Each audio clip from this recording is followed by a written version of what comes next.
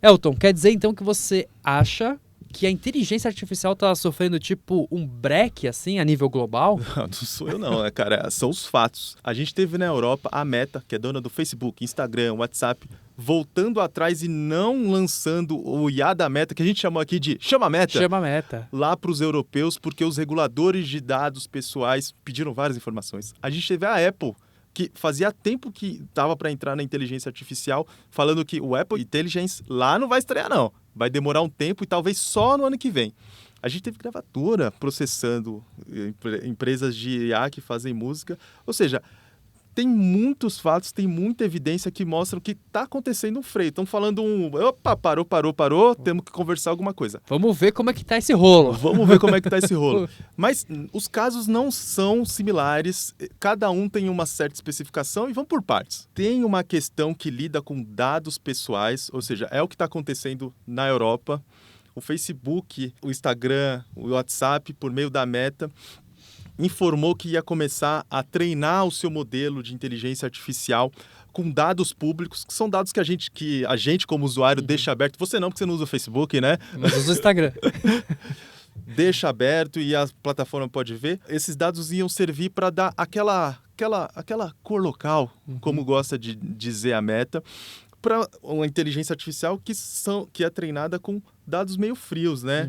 Um regulador de informações pessoais da Irlanda falou: me conta mais como é que é isso daí. Enquanto você me conta, não coloca isso daí no mercado, não. Vamos parar um pouquinho, Dá uma entender. segurada aí, meu irmão. Dá uma segurada aí. Marquinho, Marquinhos. segura aí. Só que, ao passo que a Irlanda fez isso, tinha outros 10 países na fila querendo entender como a coisa funcionava, sabe? A Meta olhou para toda a situação e falou: se é para lançar uma coisa que não tá do jeito que eu quero, eu não vou lançar não. Disseram que ia ser uma plataforma de segunda, que a inovação na Europa fica prejudicada. Estava em risco. Ao que me consta, esse sistema só ia funcionar nas plataformas da Meta, né? Sim. E foi um argumento parecido que a resposta da Meta agora para a decisão da NPD também, foi algo nesse sentido. Não, mas isso é uma decisão que atrasa o desenvolvimento tecnológico no país e tal. Sim. O jogo já adiantou aqui, mas aconteceu algo similar aqui no Brasil, porque a NPD pediu para suspender a chegada da IA da Meta, pelo menos na sua forma de treinamento. O treinamento, isso. Porque a Meta não disse se vai ou não suspender o começo do funcionamento por aqui. E, no fim das contas, tudo se resume ao uso de dados pessoais. Mas nem todos os casos são similares a esse, porque tem outros que dizem respeito à competição da tecnologia. Também na Europa, acabou de entrar em funcionamento uma lei que, basicamente, o que ela faz é regular as Big Techs. Ela tem um nome super pomposo, que é Digital Market Act. DMA. DMA, eu gosto quando tem sigla, parece mais sofisticado, complexo, chique. A Apple olhou para tudo isso e pensou, vai dar ruim se a gente colocar esse serviço aí. Por quê? O Apple Intelligence, ele sofistica, ele joga uma camada de IA em várias das aplicações que hoje em dia funcionam no iPhone, no iPad. E, além disso, tem outras funções que fazem com que o iPhone se relacione com outros produtos da Apple. Por exemplo, o espelhamento de iPhone, que você pode espelhar o que está rolando no seu iPhone dentro de um Mac. E aí você começa a controlar o iPhone pelo Mac, ou o acesso remoto de um iPhone ou de um iPad por um desses aparelhos. Sabe quando sua mãe liga para você e fala: filho, eu não estou conseguindo entrar no WhatsApp? Ela vai poder fazer exatamente isso remotamente e você não vai ter desculpa para dizer que não vai resolver. Tô lascado. Só que essa nova regra da Europa exige que as grandes plataformas abram os seus ecossistemas para desenvolvedores terceiros. E a Apple olhou e falou assim: peraí. Agora eles estão querendo que eu permita que alguém controle um iPhone por um Dell? Eu acho que isso daí não vai rolar não, hein? Vai dar certo não. De todo modo, eles decidiram evitar o lançamento agora dessas funções. Dessa forma, as funções de inteligência artificial não vão chegar para os europeus. Mas, Diogo, não é só questões de dados pessoais e questões de competição que estão atravancando o caminho da inteligência artificial nesse momento, né? Não, são várias outras questões. Eu acho que uma que chama muita atenção é o quê? Direito autoral. Então, também, as grandes empresas desenvolvedoras de inteligência artificial, elas estão sofrendo uma forte pressão de como lidar com esse tema do direito autoral. Então, você tem processos judiciais acontecendo. Então, acho que um caso bem amplo e emblemático é o do New York Times contra a OpenAI, falando: você usou nossos textos para treinar inteligência artificial, só que agora isso começa a entrar para outras plataformas também que trabalham com outras modalidades, outros tipos de conteúdos de inteligência artificial, que é o caso da Suno. E você já usou? Não usei, mas eu já recebi músicas feitas pela Suno. É maravilhoso, é maravilhoso. A gente já fez vários testes e é muito divertido os resultados que ele dá. E aí eu tô falando isso como uma questão, quase que uma linguagem de meme, sabe? Você fez que teste, Diogo? A gente pegou uma conversa que rolava no grupo de WhatsApp da firma e colocou lá, cara. E ele gerou um sertanejo maravilhoso, assim. Que vira um meme pronto, assim. E acho que isso é uma linguagem mesmo que está sendo utilizada na internet, de uma nova linguagem de meme, assim. A galera pega prints de conversas absurdas no WhatsApp, desde, tipo, mandou mensagem na pizzaria, a pizzaria entendeu errado a pergunta, até conversa de pai e filho, e cria músicas, né? E aí eles vão montando o videozinho conforme a conversa vai aparecendo, que a música fica perfeita. Mas o lance é, da onde que o Suno aprendeu a produzir música? Muito provavelmente ele ouviu muito Gustavo Lima, muito Chitãozinho Chororó. Muitas músicas de outras pessoas, né? E aí é que entra o rolo. O que acontece é que também várias gravadoras agora estão processando, né, essas empresas, falando, ó, como é que fica a questão do direito autoral, né? Porque é um desafio que tem. Então, da mesma forma que o New York Times está processando tanto a OpenAI quanto a Microsoft, agora as gravadoras também estão processando o Suno, porque é uma quantidade grande, né, de conteúdos que foram utilizados. Nossa, muita coisa. E o que me surpreende é como as gravadoras fizeram essa conta, como a Universal Music, a Warner e a Sony.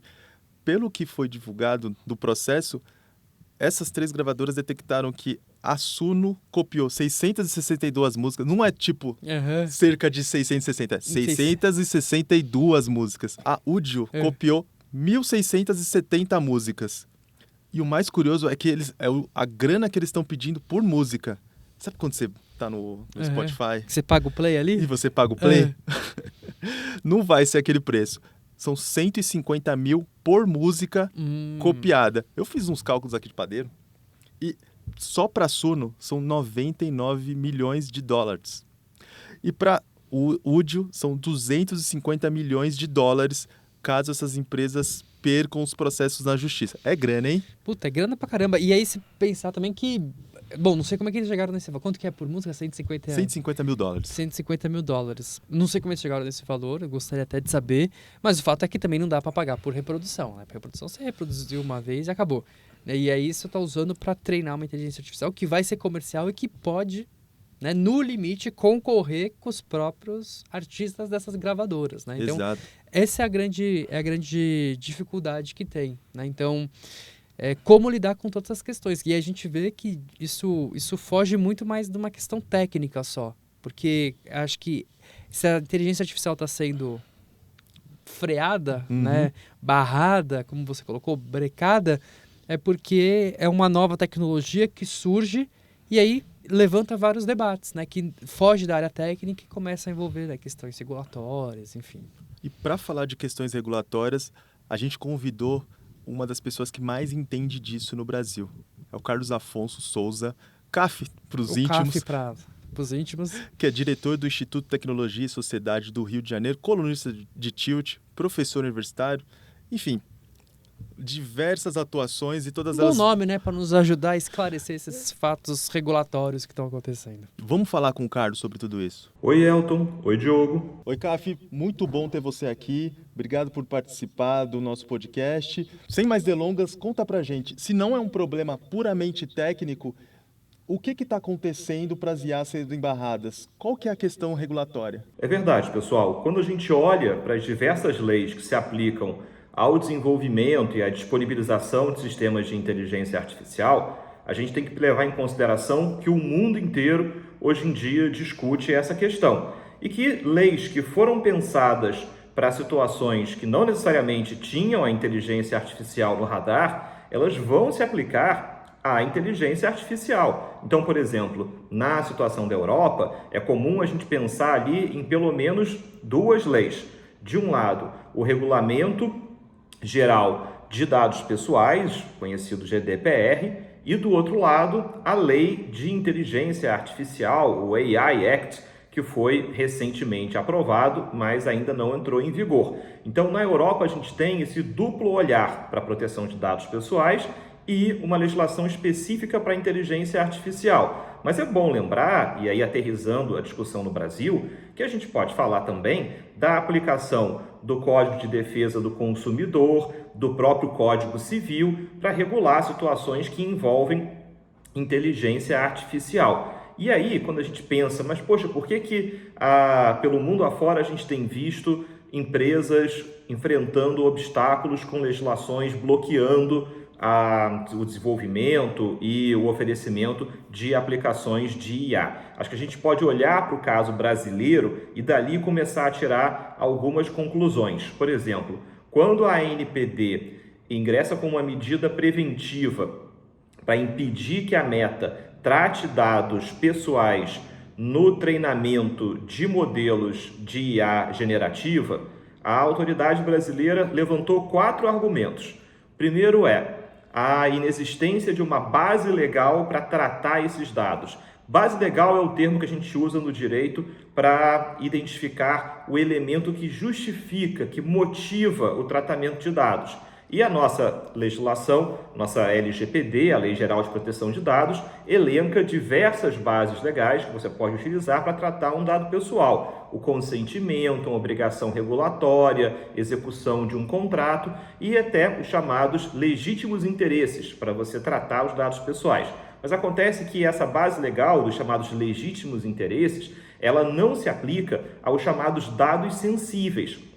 E, nesse caso, a autoridade brasileira entendeu que a Meta estaria utilizando dados sensíveis, que são dados que dizem respeito à vida sexual, a ideologias, filiações políticas e dados biométricos para treinar aplicações de inteligência artificial. Então, como eu não posso utilizar essa base de dados, essa base legal dos legítimos interesses para dados sensíveis, esse foi um argumento que a autoridade brasileira levantou, dizendo para a empresa que ela não teria uma justificativa legal para tratar esses dados com essa finalidade. A autoridade diz também que a mudança na política de privacidade da Meta não foi devidamente informada da maneira clara para que o titular dos dados pessoais pudesse entender o que ali estava acontecendo.